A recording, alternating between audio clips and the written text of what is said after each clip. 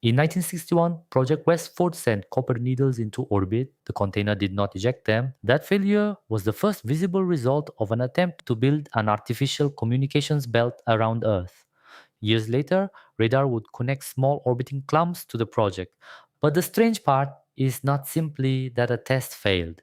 A container meant to become a cloud of antennas left a puzzle that survived after its intended signal was gone. A second attempt would make the stakes clearer. The first launch did not end the story, it started it.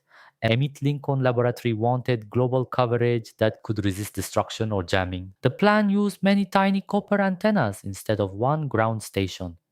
Each wire was 1.8 centimeters long. Packed together, it was cargo. Spread apart near a 3,600-kilometer orbit, the wires could act as dipole antennas. In 1963, Project Westford tried again. The first container had reached orbit but did not eject the needles.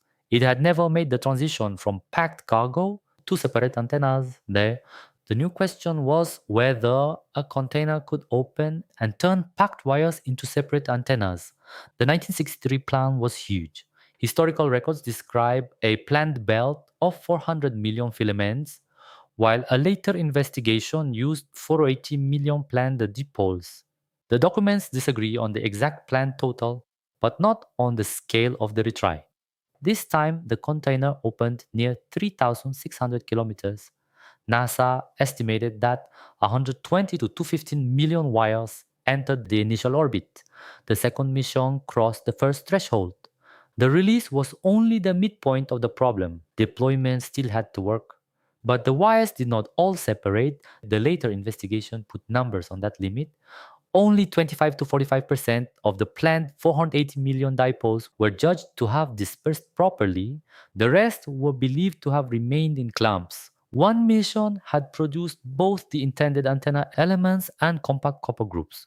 The intended belt had only partly formed. That split determined two different futures. Separate wires could serve the communications idea. Remaining clumps became orbiting objects. Later radar would be looking for the second result, not the intended system.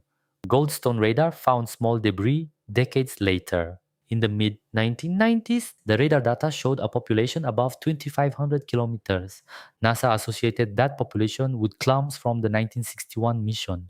A 1998 paper described the largest observed cluster as probable Westford material that had not re entered when expected. The link was not certain for every object. It was a radar association, not a recovered needle. Radar kept the failed deployment visible. It turned the lost payload into a later clue. The traces lasted for decades. NASA reported 46 known Westford clumps in 2013. That was a 2013 snapshot, not a live count, and it did not mean that hundreds of millions of individual needles still circled Earth. ESA describes the surviving clusters as relatively small contributors to debris in that size range. Project Westford did not create the modern debris crisis. The signal experiment was temporary. Clumps linked to imperfect deployment were what radar could still see decades later.